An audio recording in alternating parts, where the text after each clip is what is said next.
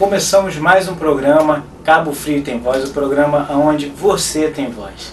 Estamos aqui nas instalações da Alerj, no gabinete de uma pessoa queridíssima, conhecido por sua tradição e integridade na política. Ele que já foi vice-governador, tem 3 mandatos de deputado estadual, já foi secretário de obras. E para falar dele, é bom ele mesmo, o nosso querido Luiz Paulo. Luiz Paulo, é uma satisfação em estar aqui no seu gabinete. Sei que é uma referência política para todos nós. Bom, eu agradeço a oportunidade que você está me dando, né, para a gente conversar com a população de Cabo Frio, né, mas também da própria região dos Lagos, né, região que a gente tem tanto carinho e tanto compromisso.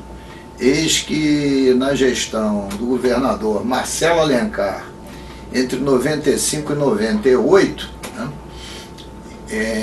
nós demos uma atenção especial ao Cabo Frio, e de lá inclusive nasceu, né, o aeroporto de Cabo Frio. Que é importantíssimo para a cidade, para o desenvolvimento.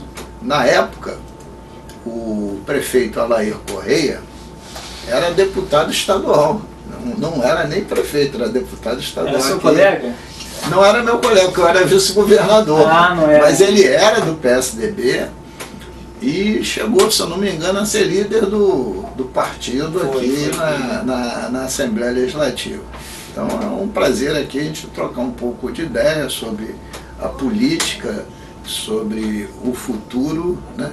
E como é que a gente está vivendo e vendo esse momento. Deputado, o senhor tem quase meio século de vida pública e uma vida sem manchas, uma vida graças ao bom Deus, que sempre que alguém se refere ao nome Luiz Paulo, se refere com dignidade. E dentro dessa história a gente conhece a sua trajetória, mas como que começou, como que foi essa aspiração política e o porquê? É verdade, Vanderlei. Eu comecei minha vida como técnico de estradas do Departamento de Estrada de Rodagem, isto no ano de 1965. Era Departamento de Estrada de Rodagem do Estado da Guanabara. Ainda não tinha havido a fusão entre os dois estados, que aconteceu em 75, 10 anos depois. E nesse trabalho como técnico de estradas, fiscalizando obras públicas, né, eu acabei de fato me encantando pela engenharia e ingressei na faculdade de engenharia. E aí, quando ingressei na faculdade de engenharia, já era o ano de 1966. Já tinha havido o golpe militar e nós não estávamos mais numa democracia, estávamos vivendo uma ditadura. E foi nesse processo que eu me politizei nas lutas para reimplantar a democracia no nosso país, que foi uma luta política muito dura, onde parcela desses estudantes que eu fazia parte foram duramente penalizados, né? Que culminou aí com as famosas manifestações do ano de 1968. Então, meu processo de politização começou aí. E aí eu passei a entender claramente que fora da política não tem solução. E que não as pessoas falar, criticar, sem participar sem dela. participar. E principalmente as pessoas de bem. Porque não adianta dizer, o político não presta, o político não vale nada, se você não entra dentro da política para resgatá-la no sentido do comportamento ético, da honra, da dignidade e também da eficiência e eficácia. Entrar dentro da política e não ser contaminado. Exatamente. Eu digo que você tem que entrar no processo político com altivez. É como você entrasse num terno branco e fosse atravessar um terreno bastante enlameado. Mas você tem que sair do outro lado. Pode ter até algum respingo na borda da calça, mas não pode ficar no meio do caminho chafurdando na lama, né? Ficar manchado. E na questão do Poder Executivo, o senhor trabalhou da questão da Secretaria de Obras, não foi isso? Eu tive a oportunidade de ser secretário de Obras do Estado e também ser secretário-chefe da Casa Civil e coordenador de infraestrutura. E na prefeitura da capital, Eram integradas?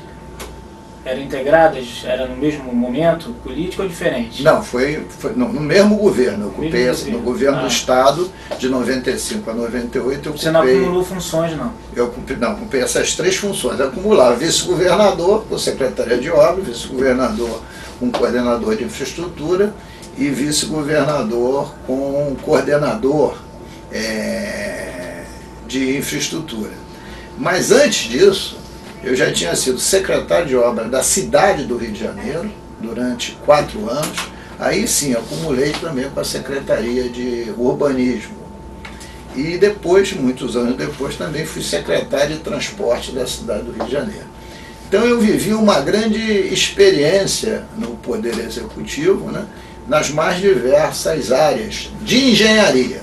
Né? Conta um pouco pra gente, deputado, as vitórias que eu estive estudando um pouquinho das suas ações à frente da Secretaria.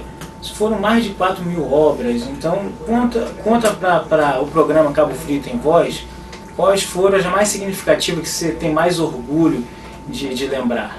Olha, no governo do Estado, eu acho que tem 2 realizações na área de infraestrutura que foram fundamentais para a organização da região metropolitana do Estado. Uma é a obra do metrô, levando o metrô até a Pavuna, porque o metrô parava ali na altura da estação de triagem.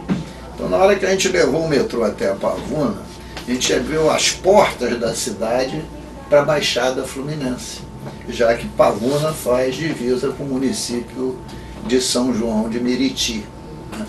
E, ao mesmo tempo, o metrô em direção à zona sul da cidade parava em Botafogo. E a gente o estendeu até a Copacabana, inaugurando o trecho até a Praça Cardeal Arco Verde, bem ali no centro de Copacabana. Então isso é uma obra que marca o setor de transporte. Mas ainda na Baixada tem uma outra obra muito importante, de 10 quilômetros de extensão, que foi a construção da Via Light, que sai do terminal rodoviário de Nova Iguaçu e chega até a estrada Rio do Pau, que nós duplicamos a época da prefeitura, e até o centro da Pavuna, exatamente onde o metrô chegou. Então, eu acho que, sob o ponto de vista do governo do Estado, isso marcou uma época e vai continuar a ser importante durante muitos e muitos anos. Agora, na área da prefeitura, foi a dedicação que a gente deu muito grande à zona oeste da nossa cidade, que é a zona mais carente e a zona mais pobre. Ela foi bem urbanizada? Lá nós fizemos, talvez, uns 2.000 quilômetros de drenagem e pavimentação. Nós duplicamos as vias mais importantes, a estrada do Mendanha em Campo Grande, Monteiro, Mato Alto em Campo Grande, fazendo um grande eixo perpendicular ligando a Avenida Brasil à Avenida das Américas. Fizemos a mesma coisa no eixo de Santa Cruz, duplicando a estrada Morro do Ar, a estrada da Pedra. Né? Então foram governos de muitas realizações, né? E que me deu muita satisfação de participar. Porque o que mais te satisfaz é quando você verifica que você atende os anseios da população. Né? E essa é a busca permanente que deve ter um político. Né? É ter realizações nas políticas públicas que melhorem a qualidade de vida da população. Deputado, eu estava aqui conversando contigo antes da entrevista. O senhor recebeu uma ligação importantíssima, que foi do nosso senador e futuro, nosso pré-candidato à presidência da nação, o Aécio Neves. O senhor é bem próximo do Aécio. Como que será essa amizade? Vai transcorrer para a organização da campanha dele no nosso estado? O senador Aécio Neves é o presidente nacional do nosso partido e eu sou o presidente regional, né? Então é natural que a gente tenha essa ligação, né? Porque estamos aí há 60 dias do processo. O deputado é muito amigo do nosso amigo também e nosso líder nacional, Aécio Neves. E o deputado vai contar mais depois do nosso intervalo. São só 3 minutinhos. Segura, voltamos já já.